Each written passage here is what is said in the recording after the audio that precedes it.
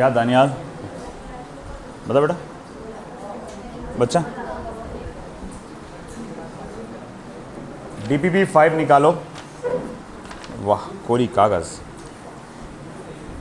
क्या करो रे सॉल्व करने के लिए देता मैं। हाँ DPP 5 निकालो सब लोग।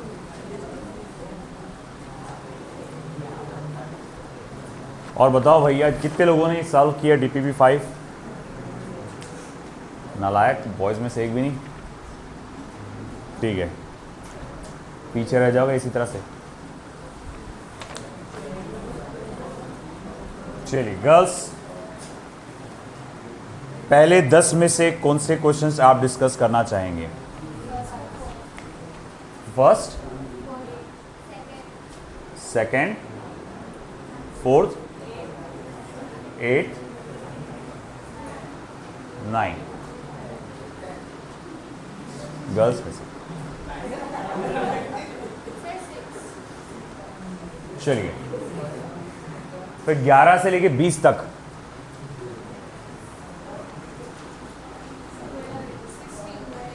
ट्वेल्व, 16, 18,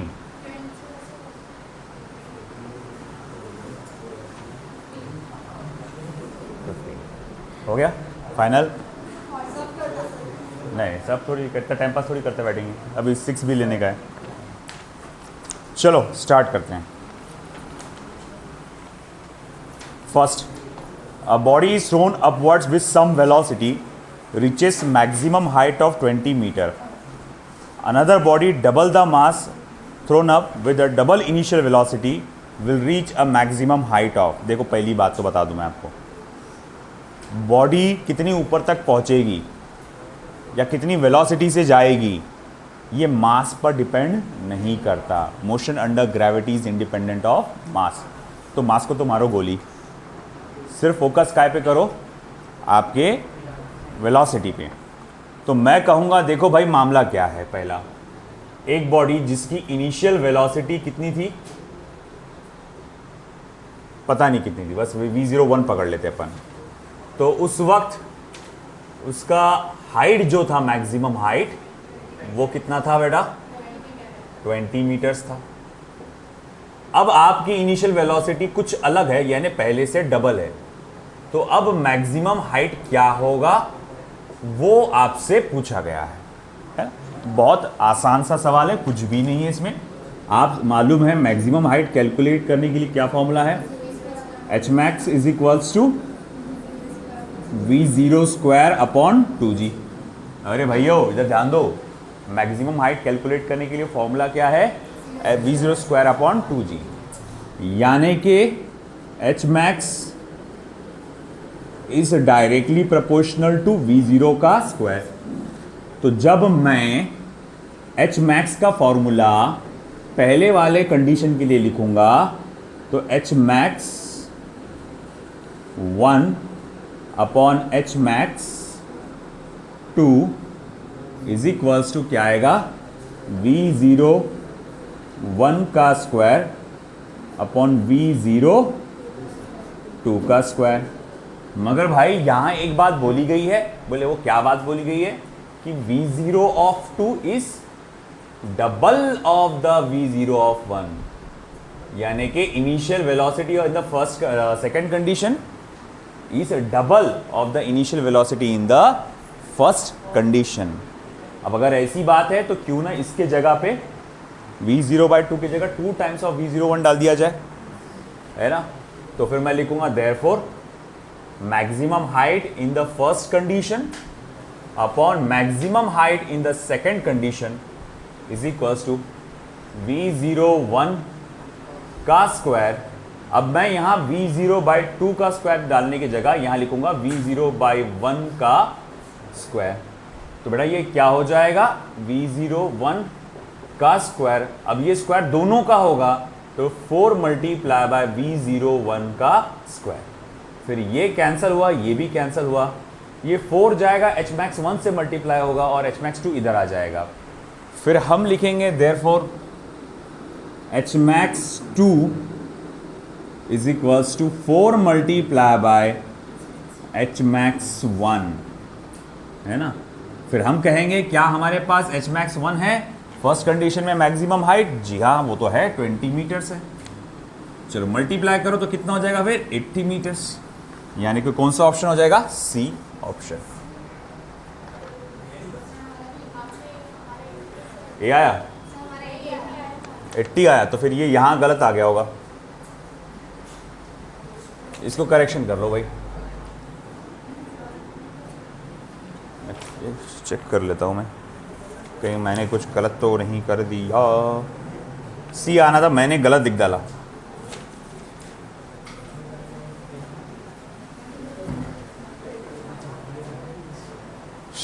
लिखो रे भाई जिन्होंने नहीं किए। अस्सलाम वालेकुम, आओ जल्दी से।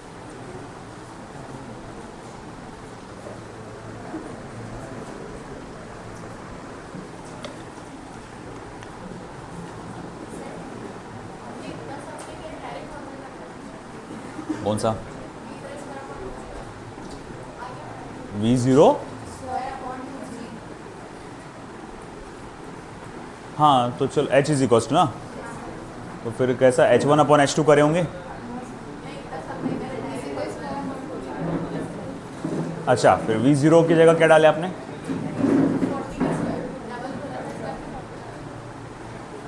तो 40 का स्क्वायर तो 1600 होता।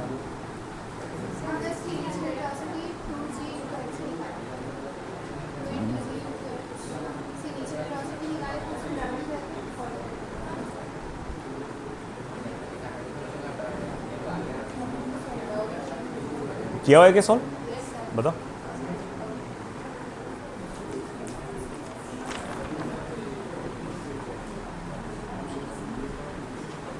अच्छा आपने पहले इनिशियल वेलोसिटी निकाले, अच्छा चालेल, ते पण चालेल।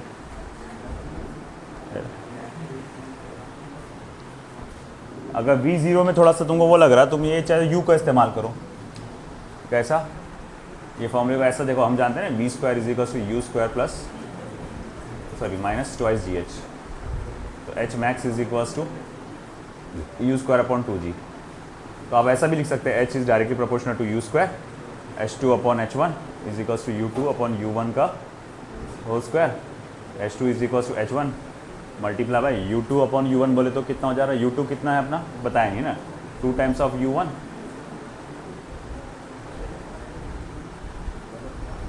4, और वो कितना था अपना 20।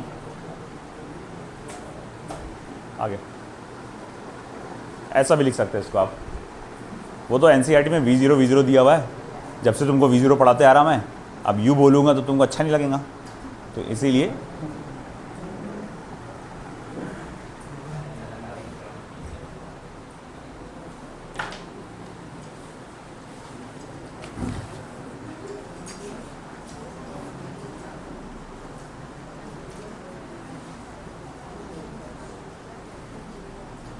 चलो प्रॉब्लम नंबर 2 पढ़ो और मुझे बताओ, ये मोशन अंडर ग्रेविटी के आपने 3 केसेस पढ़े थे। सिंपल वन डायरेक्शनल मोशन, एक था व्हेन एंड वेयर टाइप, और एक था by directional motion of a single object. अब मुझे बताओ ये कौन से कैटेगरी में फिट बैठता, पढ़ो गौर से।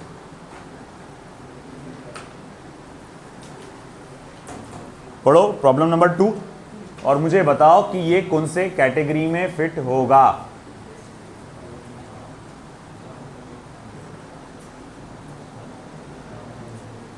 किस सिचुएशन में फिट होगा ये।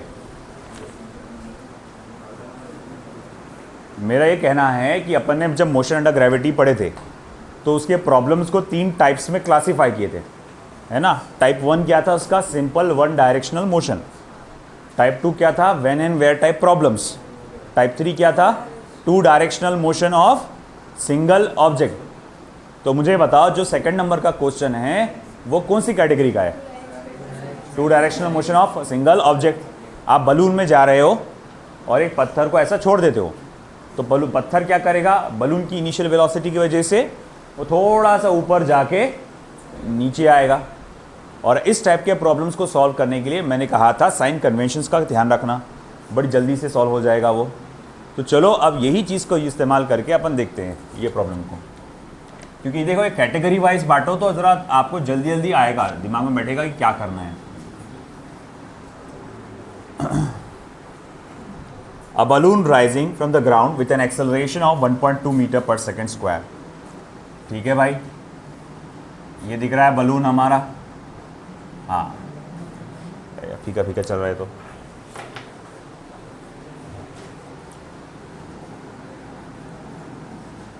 भैया ये है बलून और ये राइज हो रहा है एट एन एक्सेलरेशन ऑफ कितना भैया 1.25 metre per second square after 8 second. मतलब देखो नीचे से ऊपर जाने को कितना टाइम लग गया, नीचे से ऊपर तक जाने को टाइम लग गया 8 second. A stone is release from the balloon, एक पत्थर को यहां से फेंका गया। A stone is release from the balloon, the stone will, तो आपको मालूम है कि स्टोन ऐसा जाके नीचे आएगा, है ना। द स्टोन विल, वो कह रहा है reach the ground in 4 second, ground पे 4 सेकेंड में आएगा। Begin to move downwards after being release, ये तो गलत ही है, छोड़ते से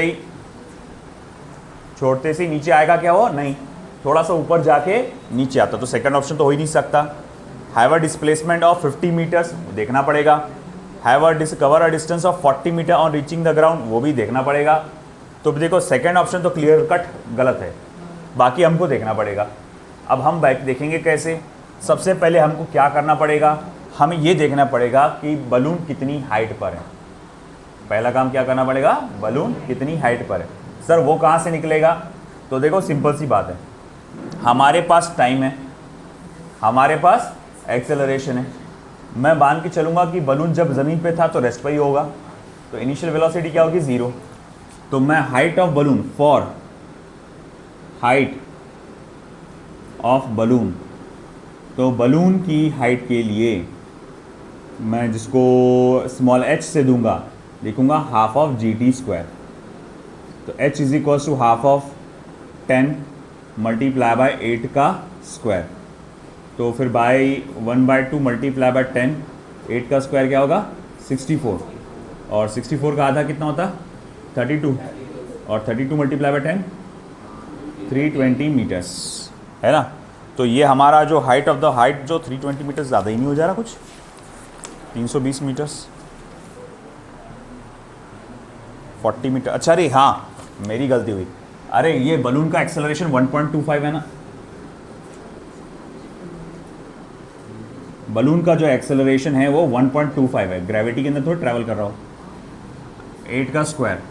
अच्छा चलो ठीक है, फिर उसके बाद 1.25 मल्टीप्लाई बाय 64, यानी कि 32 मल्टीप्लाई बाय 1.25, ज़रा मेरे लिए बताओ 1.25 मल्टीप्लाई बाय 32 कितना होगा, 32 का 1/4 कितना होता, 8 नहीं 4 8 हाँ 8, है ना। 40 मीटर्स हो रहा, फिर उसका हाइट देखो वही कैलकुलेशन आता क्या, 40 मीटर्स, है ना।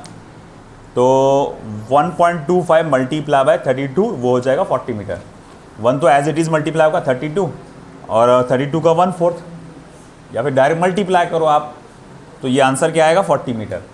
तो भैया एक चीज़ तो क्या पता चली कि बलून कितनी हाइट पर है, 40 मीटर्स पे, तब जाके उसको नीचे छोड़ा गया, ये बात समझ में आई।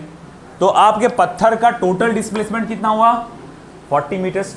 अरे भैया यहाँ से छोड़े ना आपने, वो ऊपर जाके ट्रैवल करके नीचे आया, उससे हमारा कोई लेना देना नहीं, हमको डिस्टेंस कवर्ड थोड़ी कैलकुलेट करना है, हमको तो डिस्प्लेसमेंट देखना है पहले।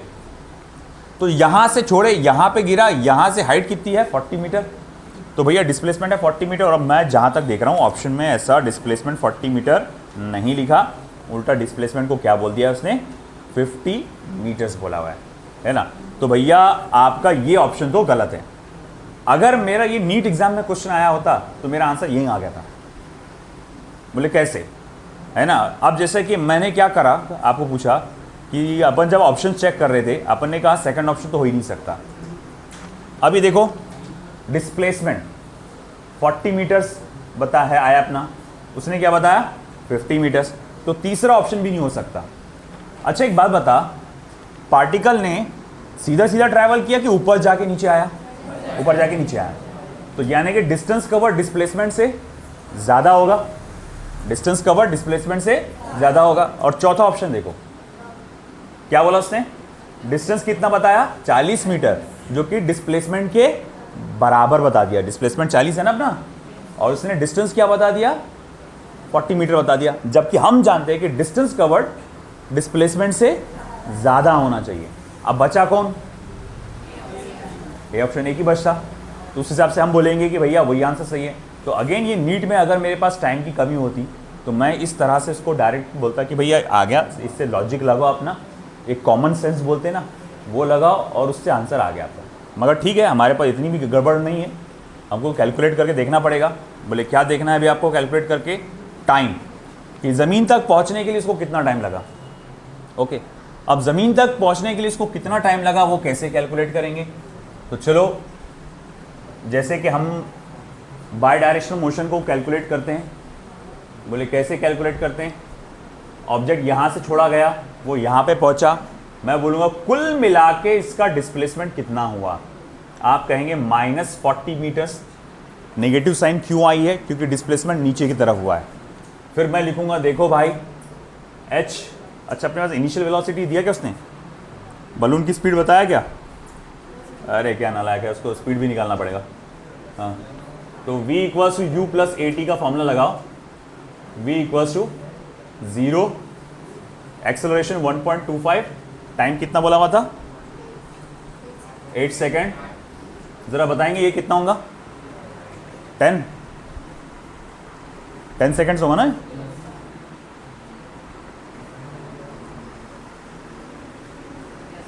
टेन सेकेंड्स हो रहा नहीं, 1.25, तो ये फाइनल 10 मीटर पर सेकेंड, तो फाइनल वेलोसिटी कितनी होगी? 10 मीटर पर सेकेंड। मतलब जब बलून इस हाइट पे होगा तो उसकी वेलोसिटी कितनी थी? 10 मीटर पर सेकेंड। उसमें आदमी जो खड़ा हुआ था उसकी वेलोसिटी कितनी थी? 10 मीटर पर सेकेंड। उसमें जो पत्थर रखा हुआ था उसकी वेलोसिटी कितनी थी? 10 मीटर पर सेकेंड। जब पत्थर को छोड़ा गया तो उसकी वेलोसिटी कितनी थी? 10 मीटर पर सेकेंड। फिर वो ऊपर गया, फिर जाके नीचे आया। मतलब ये जो वेलोसिटी है 10 मीटर पर सेकेंड, ये मानी जाएगी इनिशियल वेलोसिटी, है ना? तो भैया ठीक है, ये अपवर्ड्स जर्नी के लिए फाइनल वेलोसिटी थी, मगर पत्थर छोड़ने के बाद वो क्या बन गई? इनिशियल वेलोसिटी बन गई पत्थर के लिए।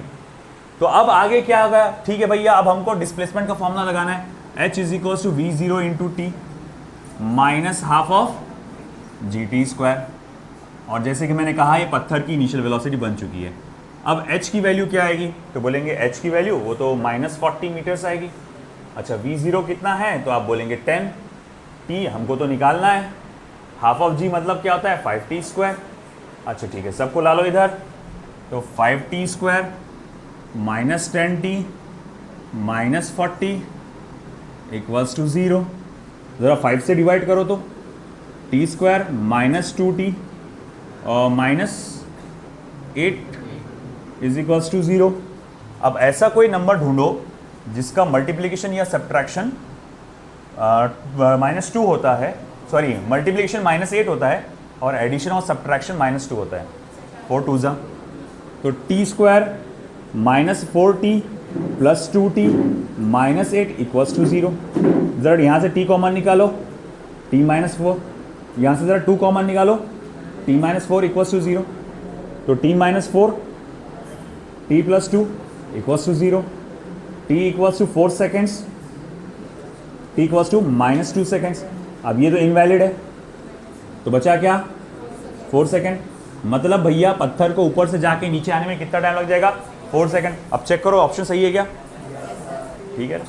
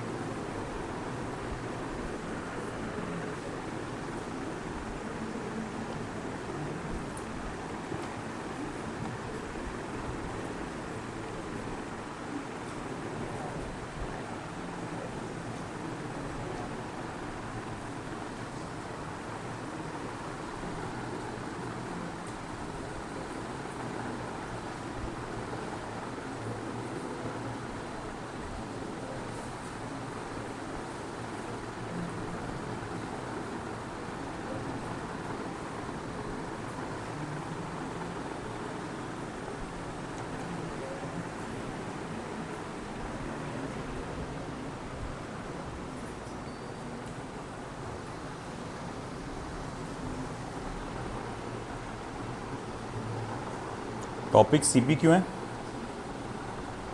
सब्जेक्ट आएगा सीपी। टॉपिक सीपी मतलब केमिस्ट्री और फिजिक्स का बोल रहे क्या? सब्जेक्ट आएगा।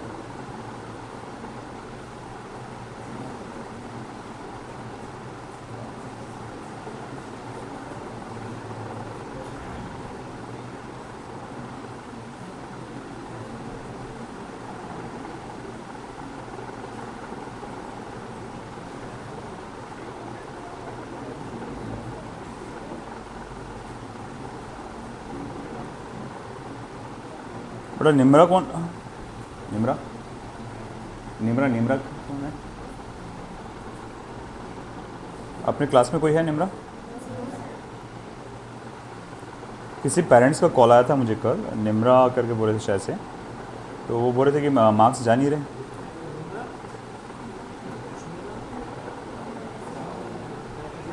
हाँ मैं नंबर बताता हूँ, उनको कॉल करके बात कर लेना, नंबर चेक कर लेना उनका प्रॉपर। और रिजर्व बोले उनके मार्क्स नंबर पे मार्क्स नहीं जा रहे हो। चलो बताता मैं अभी, चालू है ना। चलो 4th नंबर का देखते हैं। A man throws a ball vertically upwards. तो भैया अरे बड़ी गर्दन हो जा रही।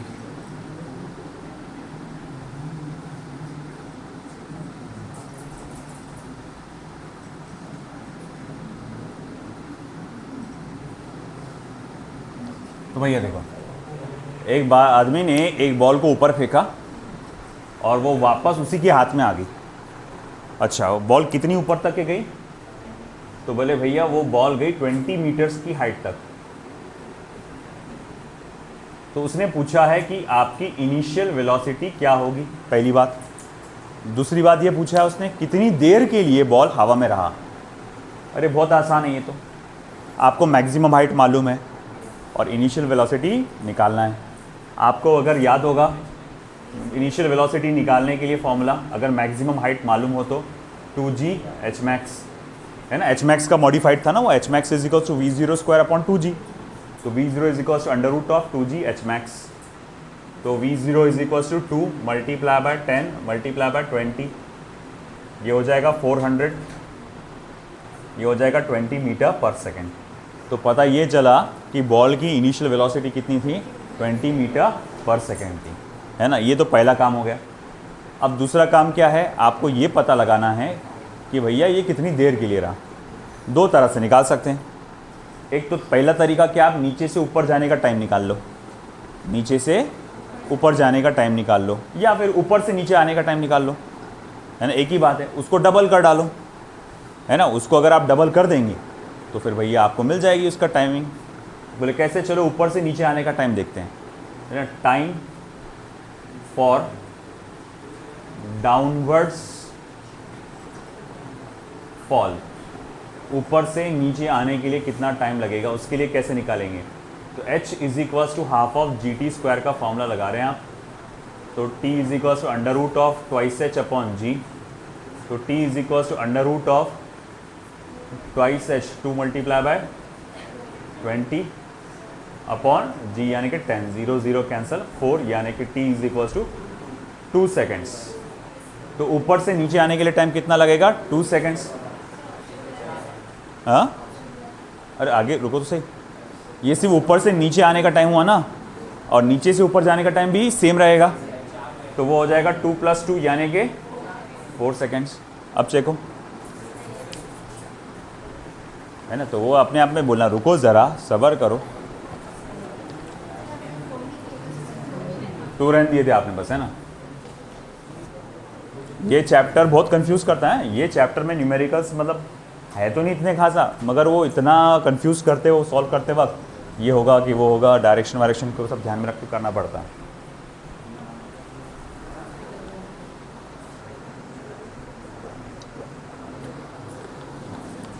हालांकि आगे वाले आसान है।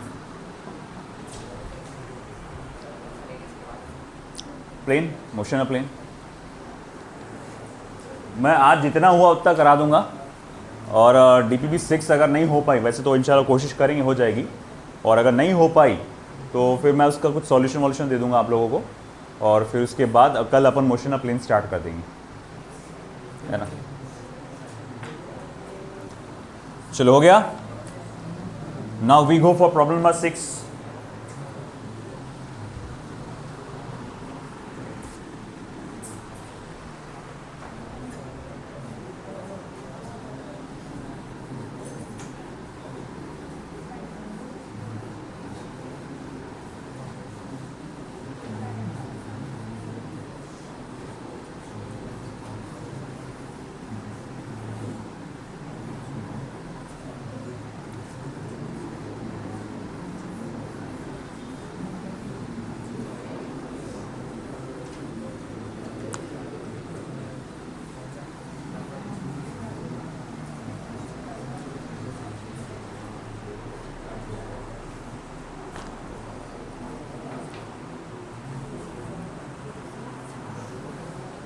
अरे बड़ा चिल्लर सा क्वेश्चन है। 3 different objects of masses m1, m2 and m3 are allowed to fall from the rest from the same point O along 3 different frictionless paths. The speed of the objects on the reaching the ground will be in the ratio. Masses का कोई फ़र्क पड़ता नहीं, तो speed का ratio कैसा है, value कैसी आएगी, सेम आएगी। अगर सेम चीज़ आ रही है वैल्यू तो उसका रेशो लेने पर क्या आएगा, 1:1:1।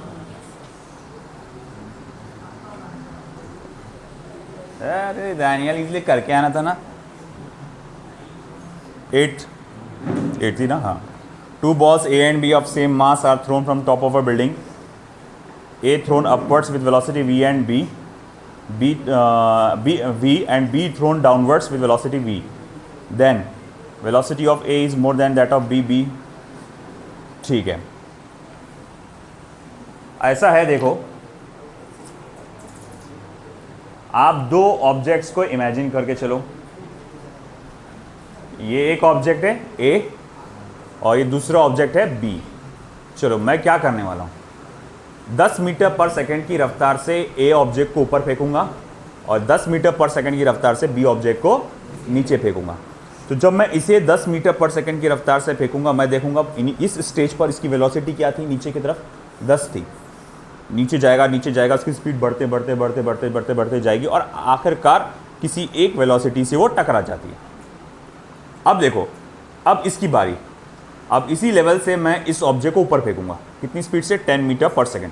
ये ऊपर जाएगा, 10, उसकी स्पीड क्या होगी, कम होती जाएगी। 8, 6, 5, 0 ऐसा होते वापस वो नीचे आएगा। 1 है ना, 2, 3, 4, 5, 6, 7, 8, 9, 10। जब जिस लेवल से उसको आप फेंके थे, जब उसी लेवल पे वो वापस आएगा तो उसकी स्पीड वापस से क्या हो जाएगी, 10 मीटर पर सेकंड, है कि नहीं। और ये वाले ऑब्जेक्ट की भी नीचे जाते वक्त कितनी स्पीड थी इसी लेवल पे, 10 मीटर पर सेकंड। ये लौट के आए, है ना, लौट के बुद्धू घर को आए, मगर फिर भी उनकी स्पीड क्या है, 10 मीटर पर सेकंड है। अरे भैया उसी लेवल पे सेम ही स्पीड रहेगी। और अब वो नीचे जाएंगे तो कितनी स्पीड से टकराएंगे। मैं बोलूँगा भाई देख, इस लेवल पे नीचे जाते वक्त ये पहले दूसरे वाले ऑब्जेक्ट की स्पीड क्या थी, तो बोलेंगे 10 मीटर पर सेकंड। अच्छा, पहला वाला ऑब्जेक्ट घूम फिर के आया, मगर जब इस लेवल पे पहुंचा तो इसकी भी स्पीड क्या थी, 10 मीटर पर सेकंड। तो जब शुरुआत दोनों की एक ही स्पीड से हो रही है इस लेवल पे, इस लेवल पे शुरुआत दोनों की एक स्पीड से हो रही है, तो टकराएंगे भी एक ही स्पीड से, क्योंकि हाइट भी सेम कवर करना है। अब आप बोल रहे होंगे नहीं सर वो तो ऊपर जाके आ रहा ना, तो बेटा ऊपर जाके आ रहा तो ऊपर उसकी स्पीड खत्म हो जा रही, मगर जब लौट के इस लेवल पे आ रहा तो उसकी स्पीड क्या आ रही, 10 ही चल रही ना, वो इसी के बराबर हो जा रहा ना वो। तो इसी तरह से तो हम लोग कहेंगे कि भैया उसकी स्पीड आपकी 10 मीटर पर सेकंड ही रहेगी। तो इनिशियल स्पीड दोनों की सेम है, तो फाइनल स्पीड भी दोनों की सेम ही रहेगी। अगला, a ball is drop from the top of the tower 100 metre high, simultaneously another ball was thrown upwards from the bottom of the tower with a speed of 50 metre पर second. They will cross each other after. मतलब कब और कहाँ आपस में मिलेंगे। Problem number 9। तो भैया ये है टावर, एक बॉल को ऊपर से यहां पर ड्रॉप किया गया।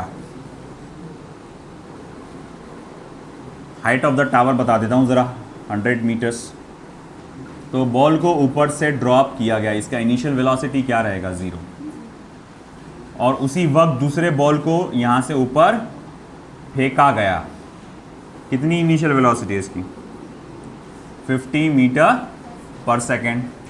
ये कब एक दूसरे को क्रॉस करेंगे या एक दूसरे को टच करेंगे या एक दूसरे या सेम लेवल पर आएंगे। तो बहुत आसान है भाई, याद करो इस टाइप के प्रॉब्लम को मैंने, अच्छा ये कौन सी कैटेगरी में फिट बैठता, when and where type, second type में। अच्छा इस कैटेगरी के अंदर मैंने क्या बोला था, कैसा पहला स्टेप किया, डायरेक्शन ऑफ मोशन, कौन अपवर्ड है कौन डाउनवर्ड से, तो ये डाउनवर्ड है और ये अपवर्ड है। तीसरा स्टेप क्या था, डिस्प्लेसमेंट के फॉर्मूले लिखो दोनों के, है ना।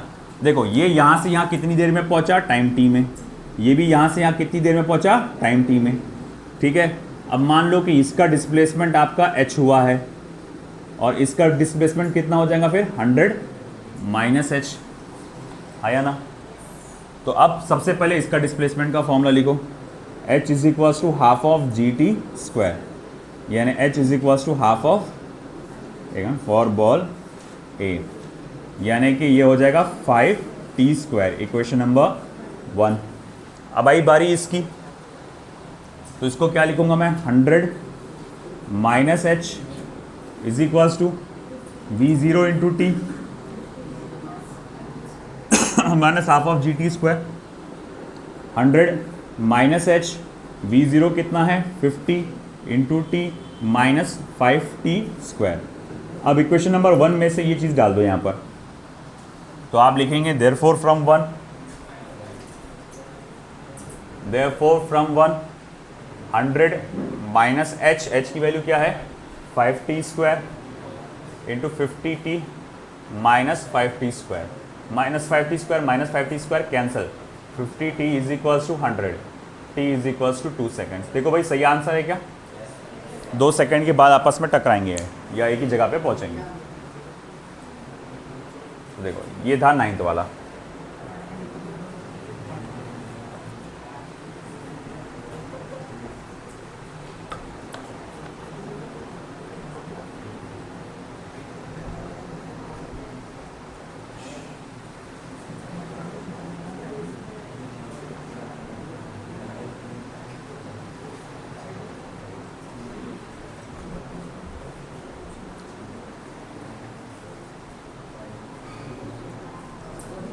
Next problem number 12।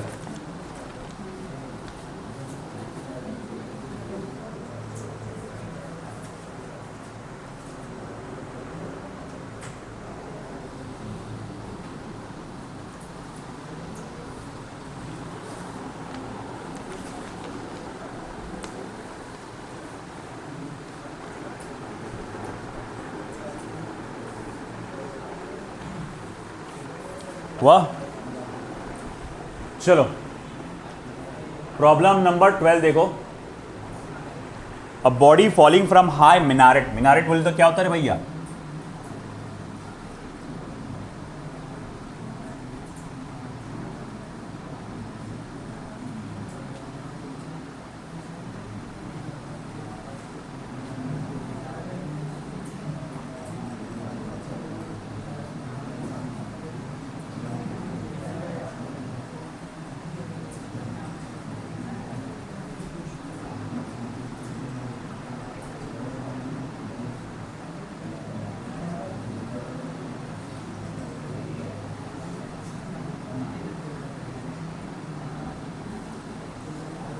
हाँ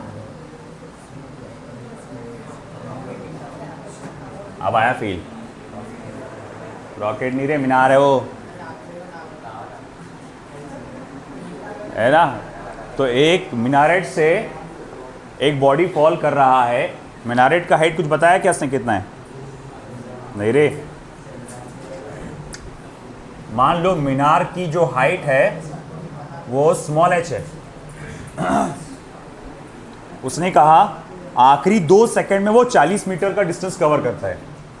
मान लो कि यहाँ से लेकर यहाँ तक का डिस्टेंस ये 40 मीटर्स है और इसको जो टाइम लग गया था वो 2 सेकंड्स का टाइम लग गया था। कितना टाइम लग गया था, 2 सेकंड्स का टाइम लग गया था। अच्छा ये हाइट कितनी होगी फिर, h माइनस 40, अगर ऊपर से नीचे तक आने के लिए पूरा टाइम 30 सेकेंड्स लगा होगा, ऊपर से नीचे तक आने के लिए पूरा टाइम कितना लगा होगा? 30 सेकेंड्स। तो यहां से यहां तक पहुंचने के लिए कितना टाइम लगा होगा? t-2 सेकेंड्स, है ना? तो वही अब ये बोल रहा है कि भैया आप मीनार की हाइट या फिर time, height of the Minar calculate करो।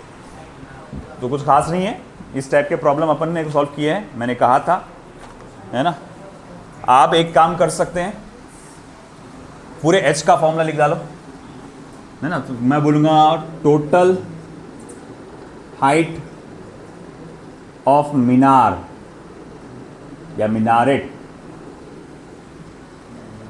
Can be given as.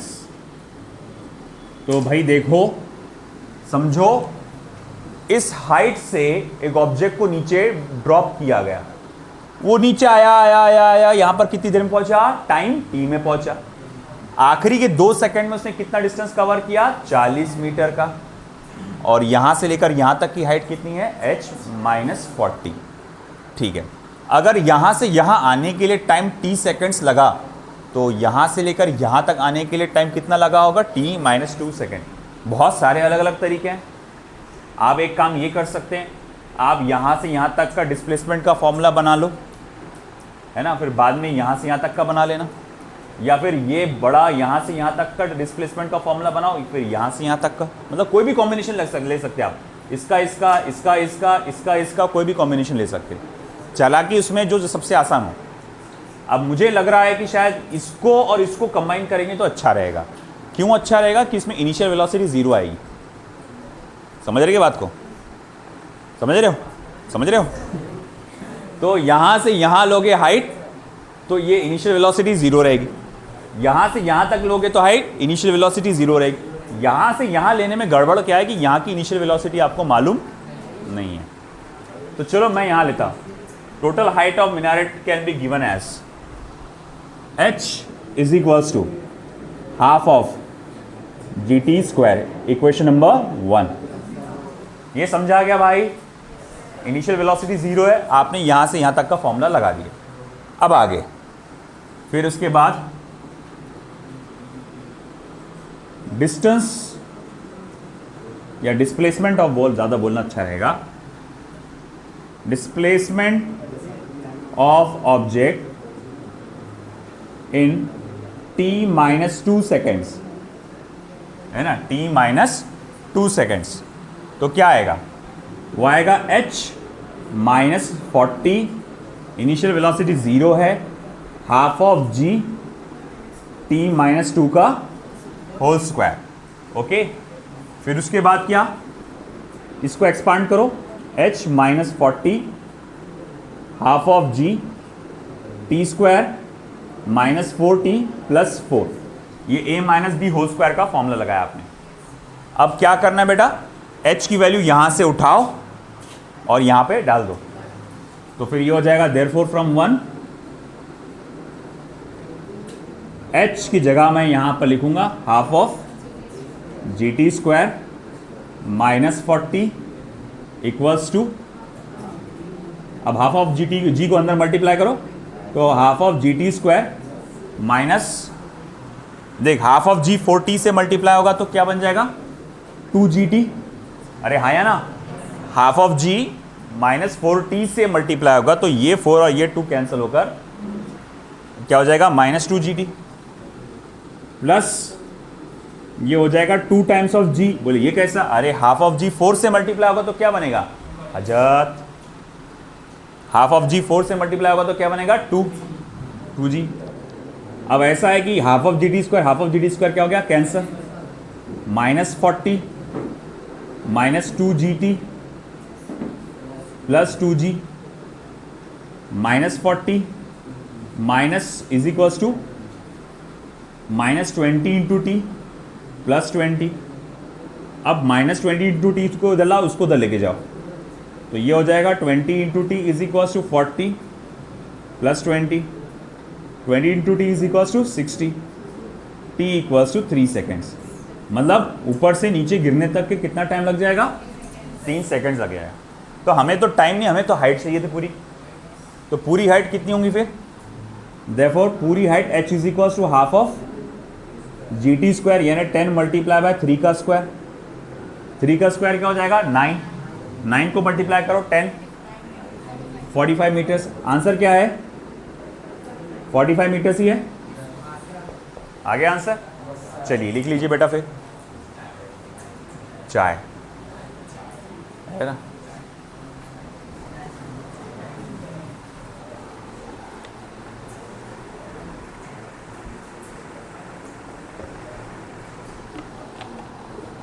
Amjad sir.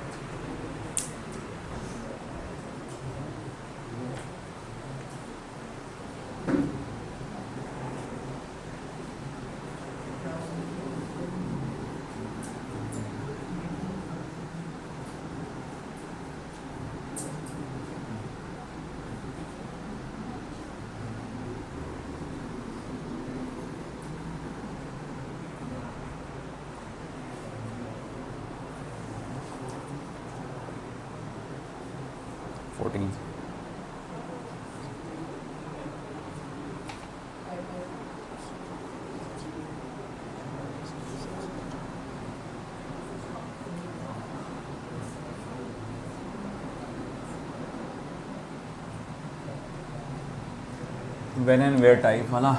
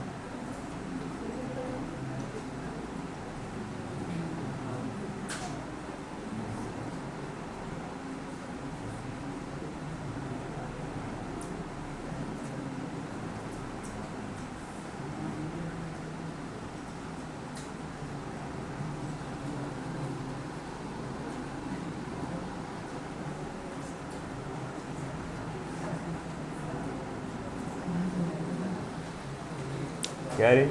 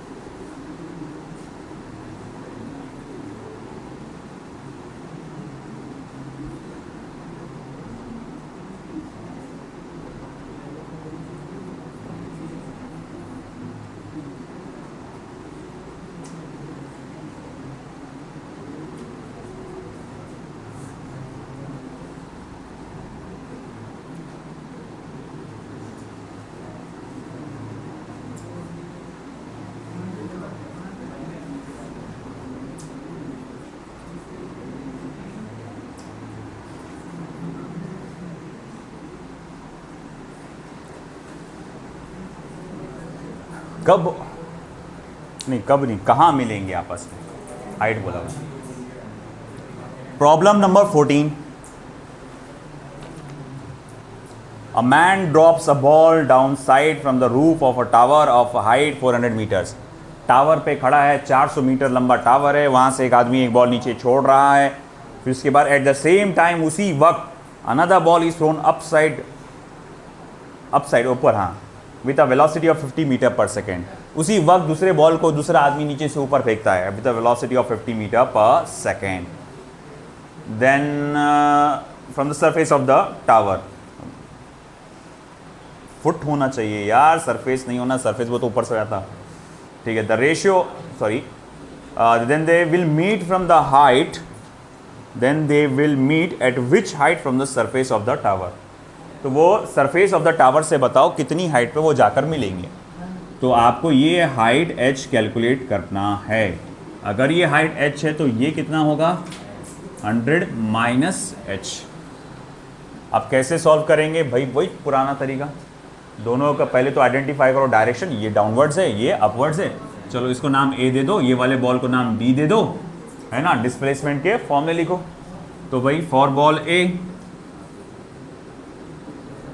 Ball ए के लिए डिस्प्लेसमेंट का फॉर्मूला क्या है? तो वो आएगा 100 minus H is equals to half of G T square. मान लो ये यहाँ से यहाँ टाइम टी में पहुँचा है, तो ये भी यहाँ से यहाँ टाइम टी में पहुँचा होगा, तो half of G T square. 100 minus H is equals to 5t square, है ना। चलो इसी इक्वेशन नंबर 1 दे दो। अब दूसरा क्या है, अपने को दूसरा निकालना है टाइम, सॉरी इसका डिस्प्लेसमेंट का फॉर्मूला लिखना है। तो फॉर बॉल बी, अब जब बॉल बी के डिस्प्लेसमेंट का फॉर्मूला लिखेंगे तो h is equals to v0 into T minus half of G T square. कोई बोलेगा सर माइनस काय को ले रहे? अरे बेटा अपवर्ड्स मोशन है तो g की वैल्यू माइनस होगी, है ना। तो मैं वही चेक कर रहा था कि कौन बराबर अटेंटिव है ना। तो अब h इज इक्वल्स टू क्या हो जाएगा, v0 की वैल्यू क्या है 50 into T minus 5t square, equation number 2। अब करना क्या है, ये h की वैल्यू उठाओ इक्वेशन नंबर 1 में डाल दो, ठीक है ना। तो मैं लिखूंगा देयरफॉर फ्रॉम 1 एंड 2, 1 और 2 से मैं क्या लिखूंगा 400 माइनस h यानी कि minus of 50 into T minus 5t square is equals to 5t square. अब एक काम करो, ये माइनस को अंदर मल्टीप्लाई करो, तो 400 minus 50 into T plus 5t square is equals to 5 रे, है ना। अब ये 5t स्क्वायर कैंसल, उसको उधर ले लो, 400 इक्वल्स टू 50 इंटू टी, 0 गया, t इज इक्वल्स टू 5 8 ज़ा 40 यानी कि 8 सेकेंड। मगर ये फाइनल आंसर नहीं है, हमें तो क्या चाहिए h, तो h क्या आएगा, therefore h is equals to, जाओ इक्वेशन नंबर 2 में, from 2 50 multiply by 8 minus 5 multiply by 8 का स्क्वायर। अब देखो ये 550 मल्टीप्लाई बाय 8 क्या हो जाएगा 400, 5 8 ज़ा 40 होता है ना, 400 माइनस 8 8 ज़ा 64 होता है, तो 5 मल्टीप्लाई बाय 64 कितना होगा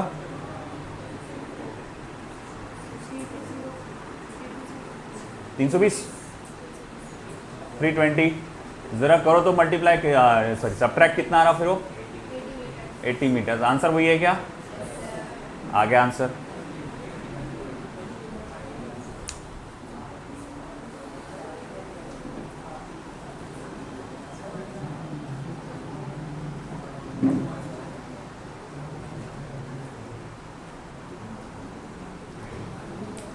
सब बराबर चल रही है, चल तो रहा है।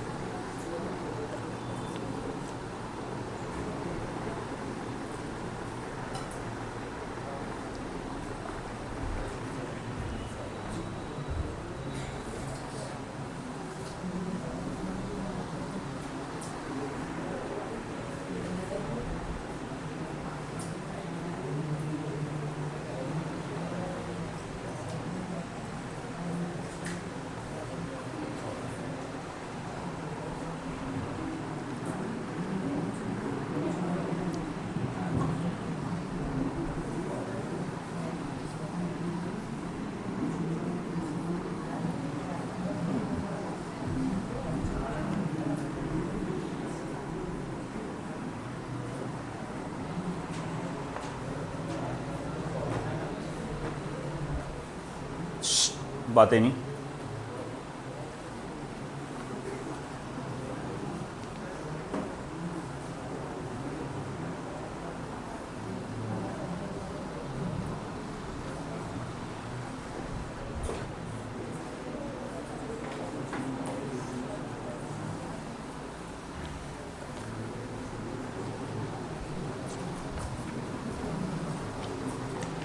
रेडी। चलिए अगला problem number 15। 2 balls are dropped from a height h and twice h respectively from the surface of the earth's surface. The ratio of the time of these balls to reach the earth will be.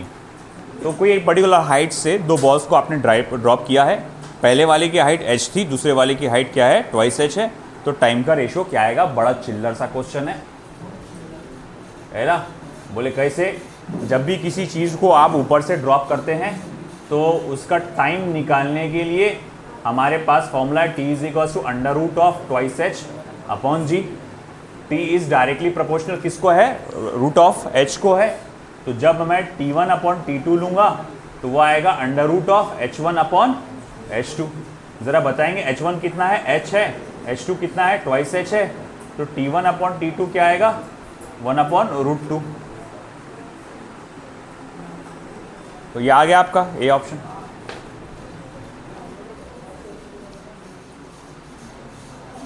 Sixteenth वाला, the acceleration due to gravity on a planet A is 9 times the acceleration due to gravity on the planet B. तो क्या करना है? A man jumps to a height 2 metre okay on the surface of A. What is the height of the jump by the same person on the planet B?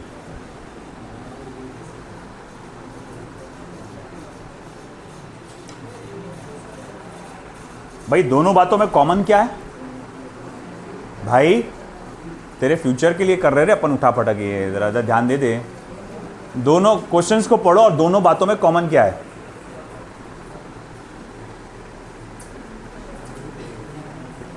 Problem number 16,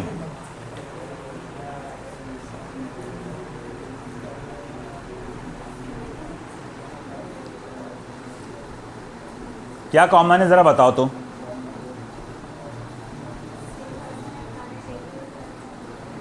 आदमी planet ए पे jump करता है, ए बोले तो अर्थ है ना,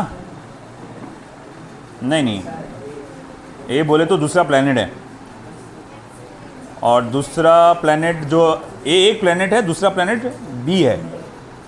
अच्छा, तो प्लैनेट ए पे जंप करता है तो प्लैनेट ए का acceleration due to gravity planet B के एक्सेलेरेशन ड्यू टू ग्रेविटी से 9 टाइम्स हायर है। तो पहले वाले प्लैनेट पे जब वो जंप करता है तो उसकी हाइट कहाँ तक पहुँचती है? 2 मीटर। तो जब दूसरे वाले प्लैनेट पे जंप करेगा तो उसकी हाइट कहाँ तक पहुँचेगी? क्या लगता है? 18 मीटर्स। पहली बात बताओ, दोनों में कॉमन क्या बात है? दोनों सिचुएशन में कॉमन बात क्या है? सेम प्लैनेट है? नहीं, प्लैनेट अलग अलग है। Same person. अरे आदमी सेम है ना। अच्छा ठीक है, आदमी सेम रहा तो क्या सेम रहेगी? ताकत है ना। जितनी ताकत से उसने प्लैनेट ए पे जंप करा उतनी ताकत से प्लैनेट बी पे जंप करा। अगर ताकत सेम है तो मतलब क्या रहेगी? इनिशियल वेलोसिटी सेम रहेगी, है ना। लॉन्च तो एक ही स्पीड से होंगे, वो अलग बात है कि जैसे ही वो हवा में उछलेगा तो ग्रेविटी का पुल आएगा, तो उसकी वजह से मैक्सिमम हाइट पे फ़र्क आ जाएगा। तो मतलब यहाँ पर सिर्फ फ़र्क काय में है? प्लैनेट के साथ साथ एक्सेलेरेशन ड्यू टू ग्रेविटी में इनिशियल वेलोसिटी दोनों की क्या है? सेम है। अब उसके बेसिस पे अपने को निकालना है मैक्सिमम हाइट। देखो मैक्सिमम हाइट का फॉर्मूला क्या है? प्रॉब्लम नंबर 16 है ना। हाँ, ज़रा बताएंगे मुझे मैक्सिमम हाइट का फॉर्मूला क्या है? v0 स्क्वायर अपॉन 2g है ना। अच्छा, प्लैनेट ए की मैक्सिमम हाइट के लिए मैं लिखूंगा v0 स्क्वायर अपॉन 2ga, और प्लैनेट बी की मैक्सिमम हाइट के लिए क्या लिखूंगा मैं? v0 square upon 2gb। आया समझ में? है ना। और जैसे कि मैं जानता हूं कि इनिशियल वेलोसिटी दोनों जगह कैसी रहेगी? Same.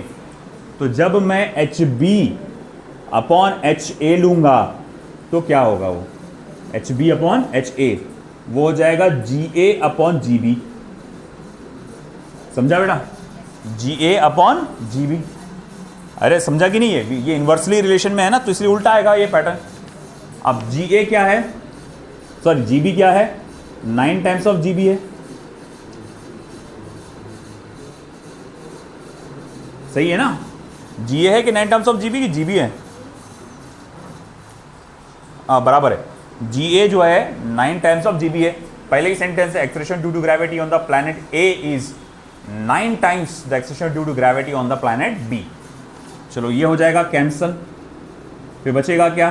HB is equals to 9 times of H A. अच्छा ठीक है, हमको एच बी निकालना है कि एच ए निकालना है? एच बी निकालना है ना, बराबर। तो 9 मल्टीप्लाई बाय एच ए कितना है आपको बोला हुआ? 2 मीटर्स, यानी कि 18 मीटर्स। यस बेटा, वेरी गुड। 18 मीटर्स का हाइट रहेगा, वो 18 मीटर तक वो उछल पाएगा। And the answer will be the last, नहीं कौन सा ऑप्शन है? ए ऑप्शन ना, 16। चलो 18th वाला, a body is thrown up with velocity 15 metre per second. तेरी ये ना इंसर्ट मैच किया करो, इतने आसान आसान क्वेश्चंस पूछिए। तो भैया अब देखो भैया, प्रॉब्लम नंबर 18। एक ऑब्जेक्ट को फेंका गया कितनी हाइट से, कितनी स्पीड से, अरे कितनी स्पीड से रे भैया? 15 मीटर पर सेकेंड की स्पीड से। उसका मैक्सिमम हाइट क्या होगा? अरे कुछ नहीं रे, मैक्सिमम हाइट कैलकुलेट करने के लिए फॉर्मूला क्या है? v0 square upon 2g। v0 square यानी 15 का स्क्वायर 225 अपॉन 2g यानी कि 2 मल्टीप्लाई बाय 10 यानी कि 22.5 अपॉन 2 यानी 11.25।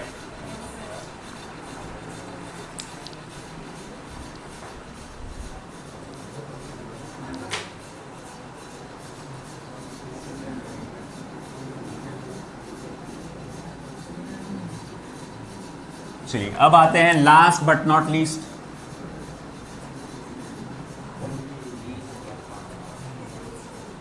Problem number 20। A ball is released from the top of the tower of height h. It takes time t seconds to reach the ground. What is the position of the ball in t by 3 seconds?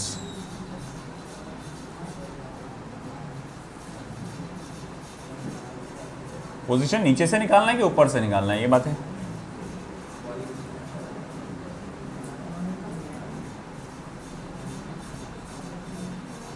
ये tower है जिसकी height h है। एक ball को यहाँ से फेंका गया कि ड्रॉप किया गया? ड्रॉप किया गया। इनिशियल वेलोसिटी 0 है और वो नीचे तक पहुँचता है टाइम t में। यहाँ से यहाँ आने के लिए टाइम कितना लग जाता है? टाइम t लग जाता है। ठीक है। What is the position of the ball? Position बोला तो नीचे से पूछेगा, तो in time t by 3 seconds में पोजीशन क्या होगी इसकी? ओके ओके ओके, मान लो टाइम t by 3 का ये हुआ। मुझे निकालना है पोजीशन, मतलब ये वाली वैल्यू निकालना है। y पकड़ लो,